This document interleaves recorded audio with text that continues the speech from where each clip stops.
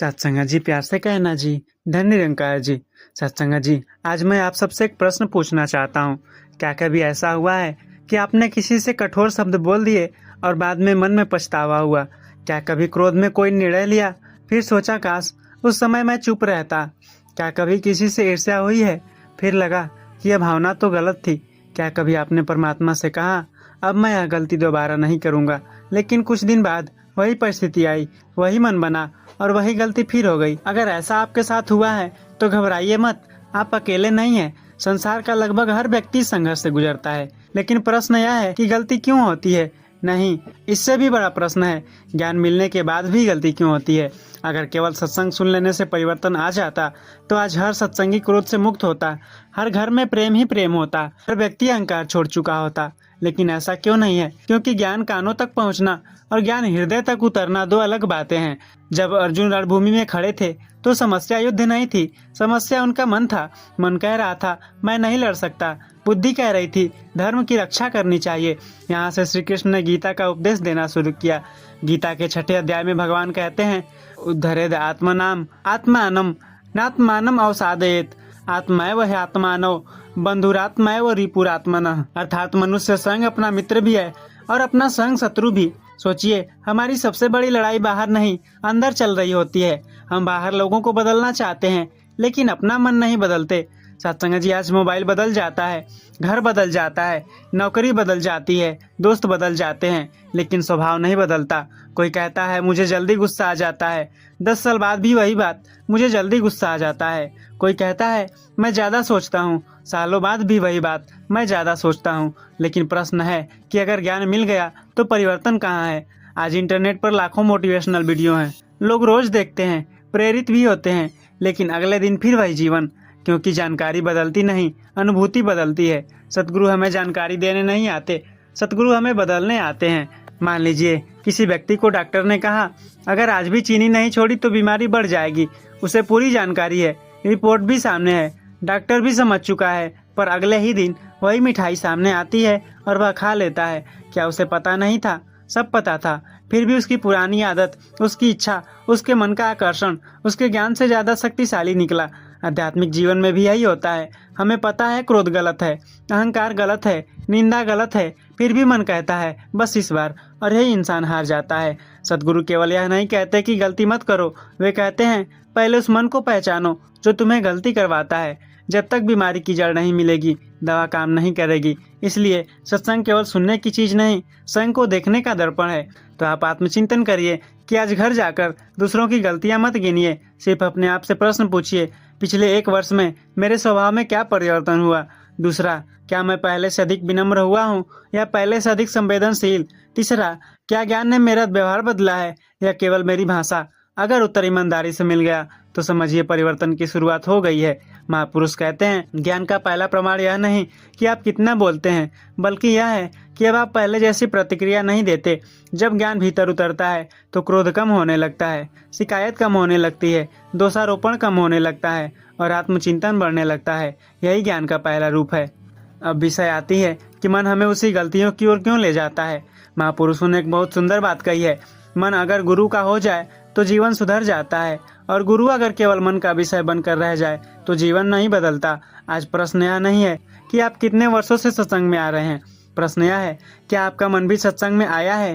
क्योंकि शरीर को सत्संग में लाना बहुत आसान है, लेकिन मन को सत्संग में लाना सबसे कठिन कार्य है। अगर आज मैं आपसे पूछूं कि मन क्या चाहता है तो कोई कहेगा सुख, कोई कहेगा सम्मान, कोई कहेगा धन, लेकिन महापुरुष कहते हैं मन को इन सबसे अधिक आदत चाहिए। मन को पुरानी आदतें बहुत प्रिय होती है। इसलिए अगर वर्षों तक किसी ने क्रोध किया है तो उसका मन क्रोध को सामान्य मानने लगता है।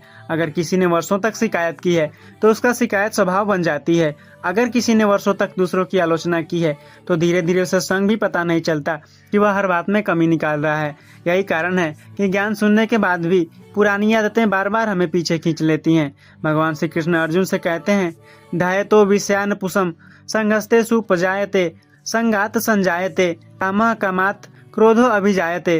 अर्थात मनुष्य जब बार बार किसी विषय का चिंतन करता है तो उससे आसक्ति हो जाती है, आसक्ति से इच्छा, इच्छा से क्रोध और फिर पतन की शुरुआत होती है। ध्यान दीजिए, श्री कृष्ण ने भी कभी नहीं कहा कि पतन अचानक होता है। उन्होंने कहा पतन की शुरुआत विचार से होती है, यानी हर गलती पहले मन में जन्म लेती है, फिर व्यवहार में दिखाई देती है। मान लीजिए किसी ने सोशल मीडिया खोला सिर्फ 5 मिनट देखने के लिए, लेकिन एक वीडियो, फिर दूसरा वीडियो, फिर तीसरा, और देखते देखते 1 घंटा बीत गया। क्या उसने सोचा था कि इतना समय निकल जाएगा? नहीं, लेकिन मन को नया आकर्षण मिल गया।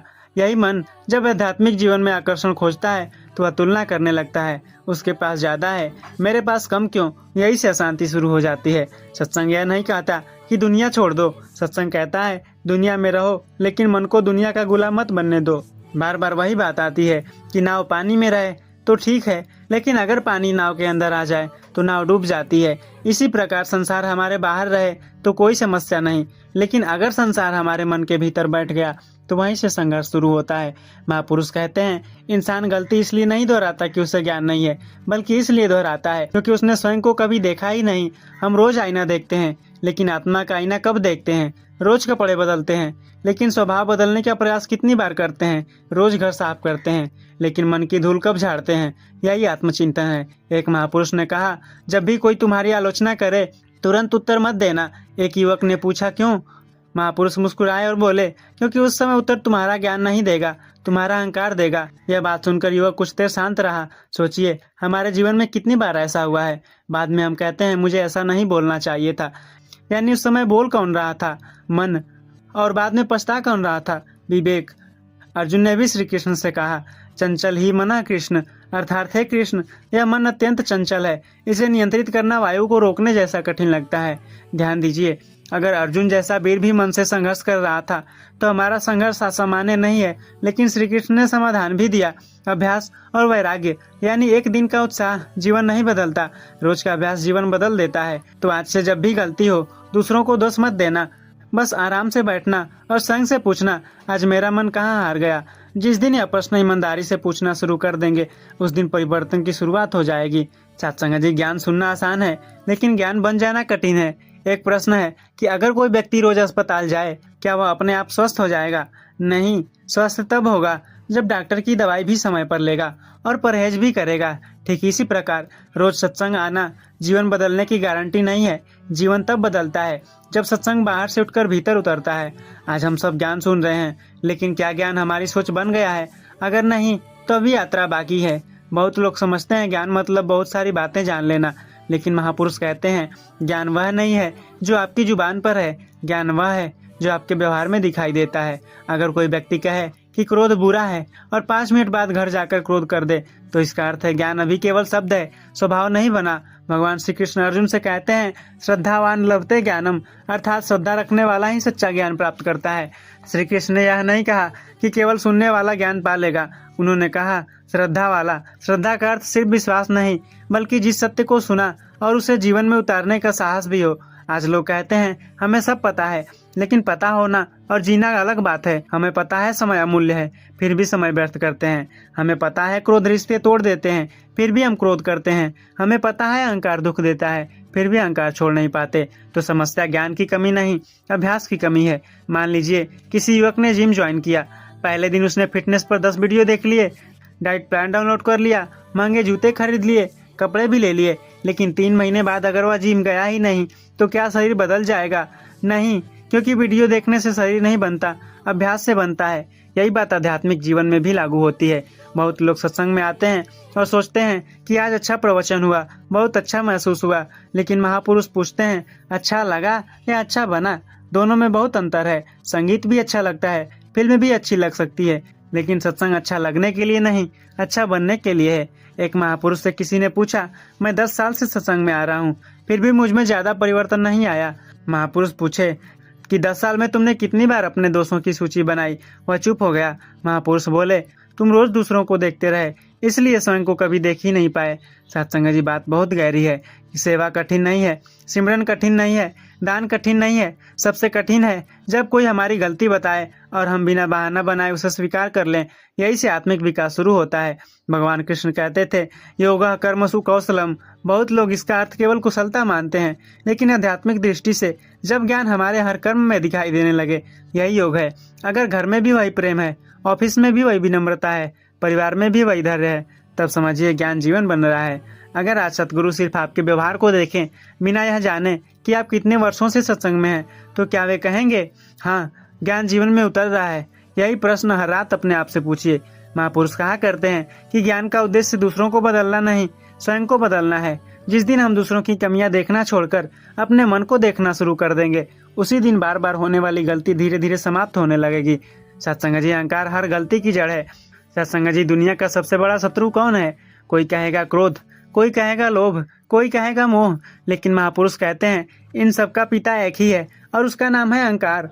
क्रोध कब आता है? जब मेरा अहंकार आहत होता है। ईर्ष्या कब आती है? जब अहंकार तुलना करता है। शिकायत कब होती है? जब अहंकार चाहता है कि दुनिया मेरी इच्छा से चले। इसलिए अगर जड़ नहीं काटी तो शाखाएं बार बार निकलती रहेंगी। अहंकार कभी यह नहीं कहता मैं अहंकारी हूँ, वह हमेशा कहता है मैं सही हूँ। यही उसकी सबसे बड़ी चाल है। इसलिए जिस व्यक्ति में अहंकार अधिक होता है उसे अपनी गलती सबसे कम दिखाई देती है। जब कोई आपकी गलती बताता है तो सबसे पहले आपके भीतर क्या पैदा होता है? शांति या सफाई? अगर तुरंत मन कहने लगे नहीं मेरी गलती नहीं थी, समझ लीजिए अहंकार बोल रहा है, ज्ञान नहीं। भागवत गीता में भगवान कहते हैं अमानित्वम दम्भित्वम हिंसा शांति राजवम। सबसे पहला गुण क्या बताया? अमानित्वम, अर्थात मान की इच्छा न रखना। सोचिए, भगवान ने ज्ञान की शुरुआत भी विनम्रता से कराई, क्योंकि जहाँ अहंकार है वहाँ ज्ञान टिक नहीं सकता। आज लोग कहते हैं मैं किसी का बुरा नहीं चाहता, लेकिन अगर कोई हमारी प्रशंसा न करे तो मन दुखी हो जाता है। अगर किसी और की तारीफ हो जाए तो भीतर से हल्की सी चुभन होती है। अगर हमारी सलाह न मानी जाए तो मन खिन्न हो जाता है। यही अहंकार का सूक्ष्म रूप है। अहंकार हमेशा ताज पहनकर नहीं आता। कई बार वह चुपचाप हमारे विचारों में बैठ जाता है।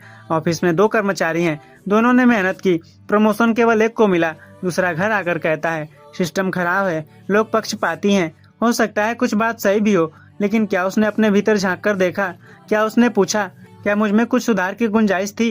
अहंकार बाहर कारण ढूंढता है, विनम्रता अपने भीतर। सत्संग जी, महापुरुष अपनी गलती सुनकर छोटे नहीं होते, बल्कि और बड़े हो जाते हैं, क्योंकि उन्हें अपने सम्मान की चिंता नहीं, अपने सुधार की चिंता होती है।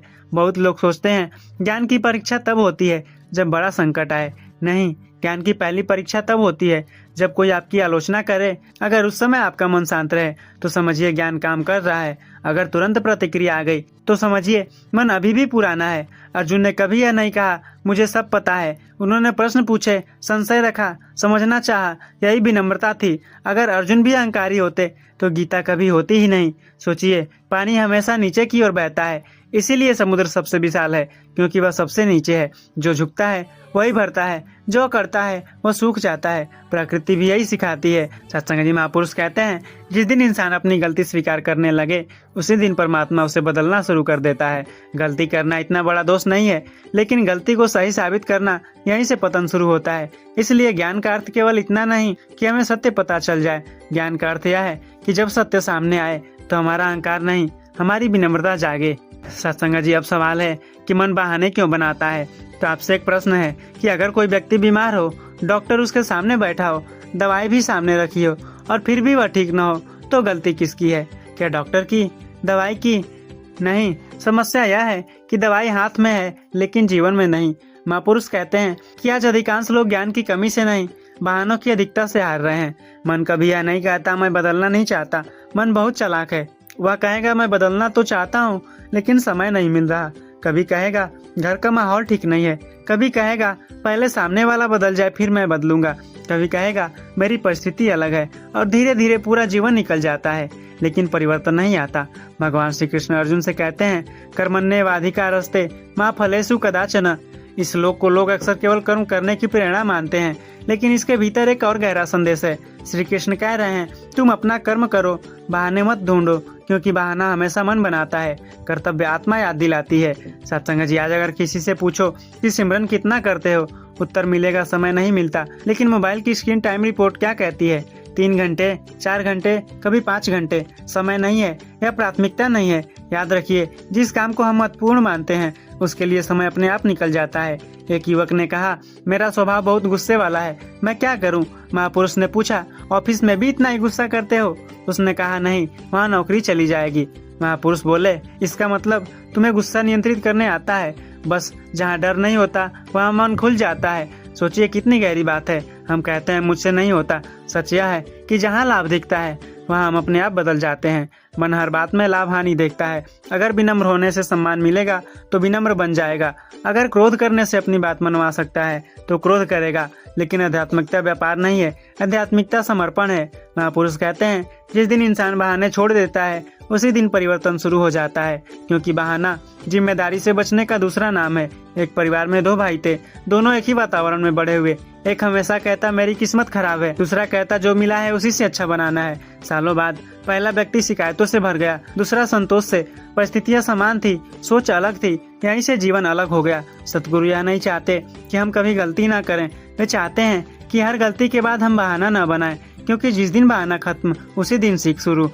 महापुरुष कहते हैं परमात्मा रास्ता दिखाता है, चलना हमें पड़ता है। सत्संग प्रेरणा देता है, ज्ञान दिशा देता है, सिमरन शक्ति देता है, लेकिन चलने का निर्णय हर व्यक्ति को स्वयं लेना पड़ता है। इसलिए आज से बहाने कम, आत्मचिंतन ज्यादा, शिकायत कम, स्वीकार अधिक और दूसरों की बदलने की इच्छा कम। संघ को बदलने का संकल्प अधिक लीजिए। सत्संग जी, क्या कभी ऐसा हुआ है कि आपने किसी व्यक्ति पर क्रोध किया और क्रोध शांत होने के बाद मन ने स्वयं कहा मुझसे नहीं होना चाहिए था? अगर ऐसा हुआ तो एक बात समझ लीजिए, उस समय आपके भीतर दो व्यक्ति थे, एक जो क्रोध कर रहा था और दूसरा जो बाद में उस क्रोध को देख रहा था। जरा सोचिए, अगर दोनों एक ही होते तो पछतावा किसे होता? यही आध्यात्मिक यात्रा का पहला रहस्य है। सतगुरु हमें बार बार यही समझाते हैं कि मन तुम्हारा उपकरण है, तुम मन नहीं हो। लेकिन हमने जीवन भर मन की हर बात को अपनी बात मान लिया। मन बोला उसने तुम्हारी बेइज्जती की, हमने मान लिया। मन बोला जवाब दो, हमने दे दिया। मन बोला ईर्ष्या करो, हमने कर ली। फिर कहते हैं मुझसे गलती हो गई। महापुरुष कहते हैं गलती तुमने नहीं की, तुमने मन को बिना परखे मान लिया। भगवान श्री कृष्ण अर्जुन से कहते हैं यदा ते मोह कलीलम बुद्धि व्यर्ति तरिष्यति, अर्थात जब तुम्हारी बुद्धि मोह और भ्रम से ऊपर उठ जाएगी तब तुम स्थिर हो जाओगे। ध्यान दीजिए, श्री कृष्ण ने पहले युद्ध जीतने की बात नहीं कही, पहले मन जीतने की बात कही, क्योंकि जो मन जीत गया उसे संसार हरा नहीं सकता। गलती हाथों से नहीं होती, गलती शब्दों से भी नहीं होता, गलती एक विचार से शुरू होती है।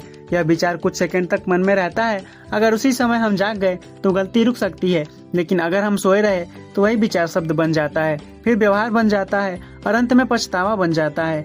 आपने देखा होगा मोबाइल पर एक नोटिफिकेशन आता है, आप सोचते हैं बस 1 मिनट देखता हूँ, फिर एक वीडियो, दूसरा, तीसरा और आधा घंटा निकल जाता है। क्या मोबाइल आपको पकड़ कर बैठाता है?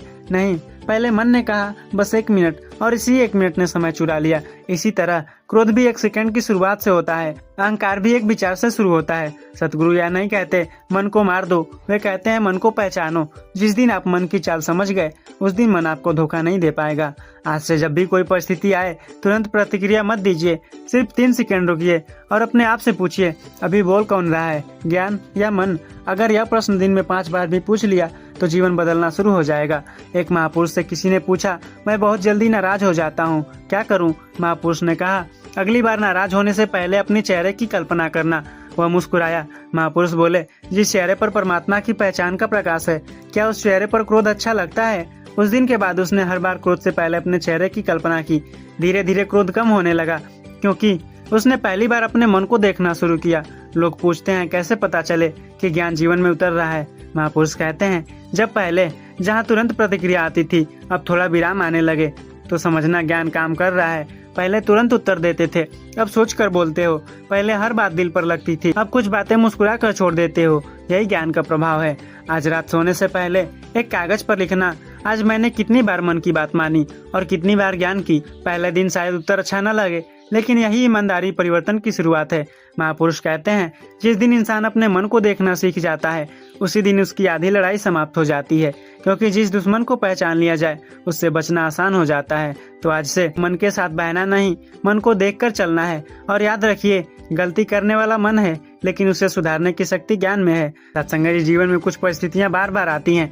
कभी वही प्रकार के लोग मिलते हैं, कभी वही प्रकार का अपमान, कभी वही आर्थिक संघर्ष, कभी रिश्तों में वही दर्द। और हम सोचते हैं कि हे परमात्मा मैंने ऐसा क्या किया है, मेरे साथ ही ऐसा क्यों होता है? लेकिन आज इस प्रश्न का उत्तर गीता भी देती है और अनुभव भी। स्कूल में अगर कोई विद्यार्थी गणित में फेल हो जाए तो अगले साल उसे इतिहास का पेपर नहीं दिया जाता, उसे फिर वही गणित पढ़नी पड़ती है, क्योंकि जो सीखा नहीं उसी का अभ्यास फिर होगा। महापुरुष कहते हैं जीवन भी ऐसा ही विद्यालय है। जब तक क्रोध से सीख नहीं मिली, क्रोध वाली परिस्थिति आती रहेगी। जब तक अहंकार नहीं टूटा, अहंकार को चुनौती देने वाले लोग मिलते रहेंगे।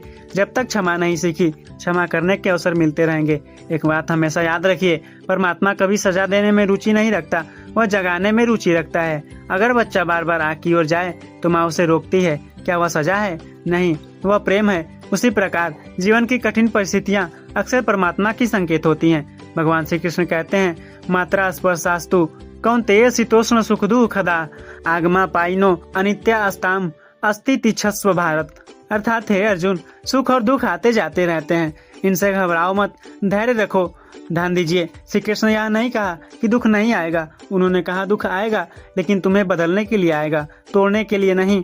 हम कहते हैं भगवान मेरी समस्या खत्म कर दो, लेकिन परमात्मा कहता है मैं समस्या नहीं, तुम्हें इतना मजबूत बनाऊंगा कि समस्या छोटी लगने लगे। यही आध्यात्मिकता है। एक युवक हर ऑफिस बदल देता था, कहता था यह बॉस अच्छा नहीं है, फिर दूसरी कंपनी वही शिकायत, हर कंपनी में वही बात।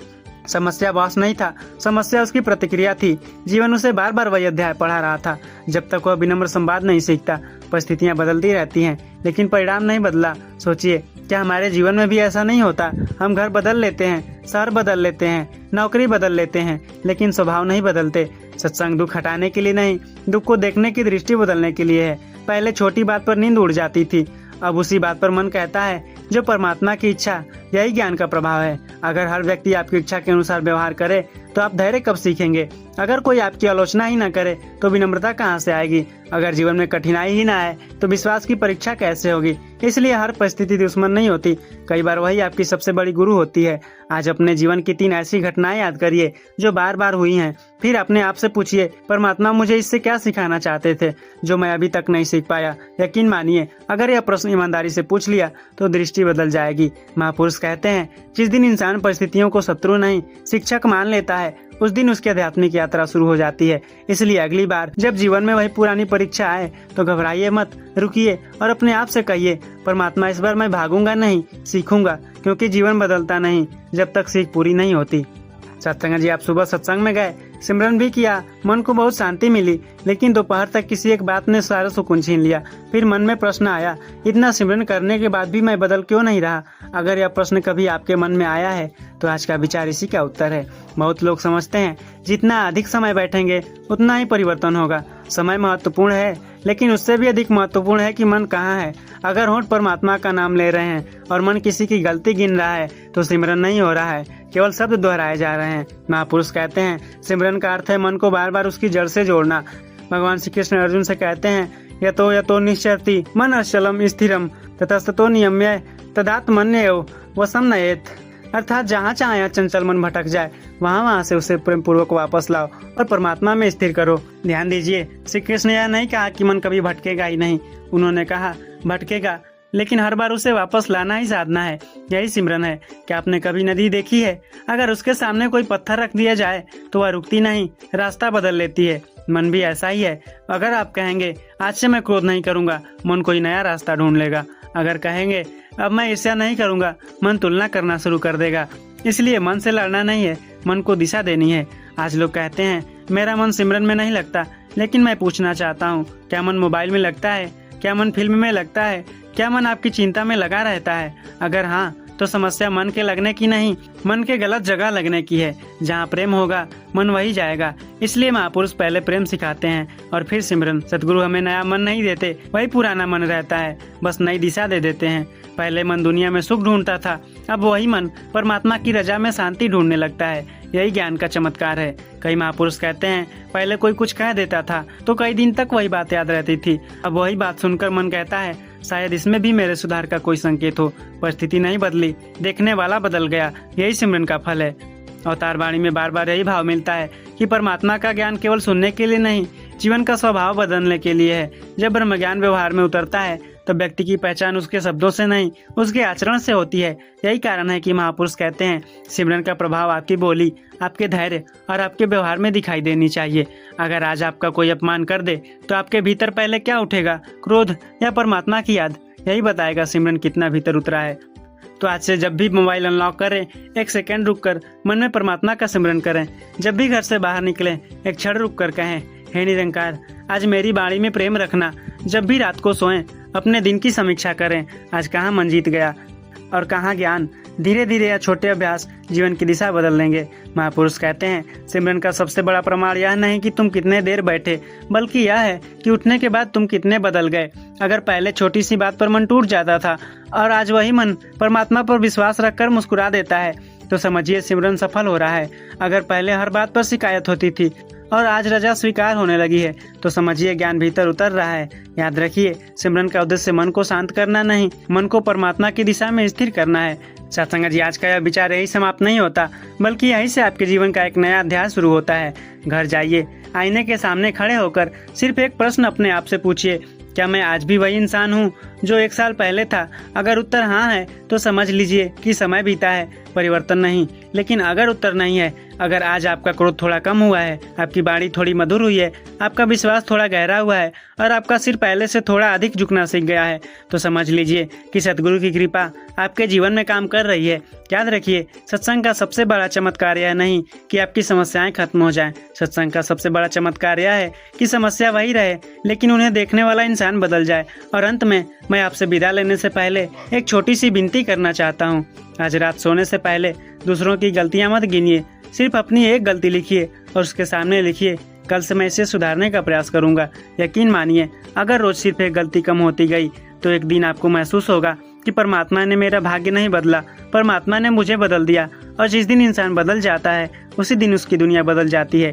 इसी प्रार्थना के साथ आपका जीवन प्रेम से भरे, आपकी वाणी में मिठास आए, आपके मन में विश्वास बढ़े और हर कदम पर निरंकार का अनुभव होता रहे। तो सत्संग जी, जाने से पहले कमेंट में सिर्फ एक शब्द लिखिए, परिवर्तन। अगर आपने आज के विचार से सचमुच कुछ सीखा है, तो यह शब्द आपके लिए एक संकल्प होगा कि आज के बाद मैं दूसरों को नहीं, सबसे पहले स्वयं को बदलने का प्रयास करूंगा। सत्संग जी, प्यार से कहना जी, धन्य निरंकार जी।